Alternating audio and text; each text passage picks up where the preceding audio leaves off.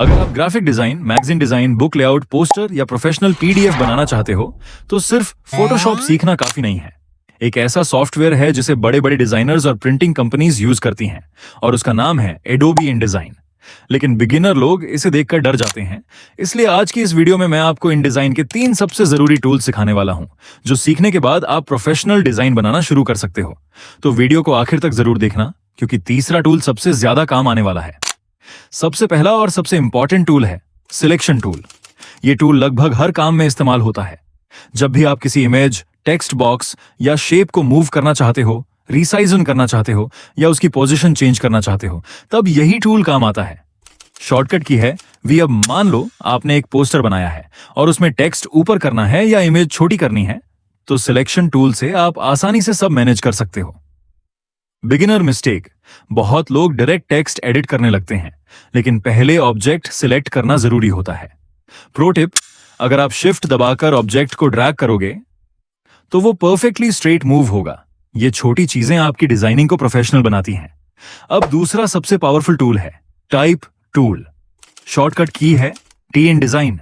Mainly text designing के लिए famous है, इसलिए ये टूल बहुत ज्यादा इंपॉर्टेंट है। इस टूल की मदद से आप हेडिंग लिख सकते हो, पैराग्राफ बना सकते हो, मैगजीन लेआउट क्रिएट कर सकते हो, बुक डिजाइन कर सकते हो। बस टाइप टूल सिलेक्ट करो और ड्रैग करके टेक्स्ट बॉक्स बनाओ। अब आप उसमें कुछ भी लिख सकते हो।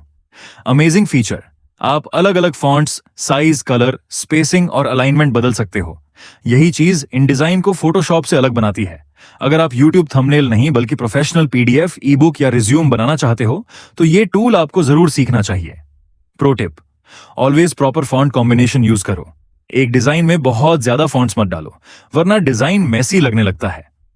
अब बात करते हैं तीसरे और सबसे यूजफुल टूल की, रेक्टेंगल फ्रेम टूल। शॉर्टकट की है F। ये टूल इमेजेस लगाने के लिए इस्तेमाल होता है। InDesign में इमेज सीधे नहीं डालते, पहले फ्रेम बनाते हैं, फिर उसमें इमेज प्लेस करते हैं। यही प्रोफेशनल तरीका होता है। बस फ्रेम बनाओ, फिर Ctrl+D दबाओ और अपनी इमेज सिलेक्ट कर लो। अब आपकी इमेज उस फ्रेम के अंदर आ जाएगी। Why this tool is important?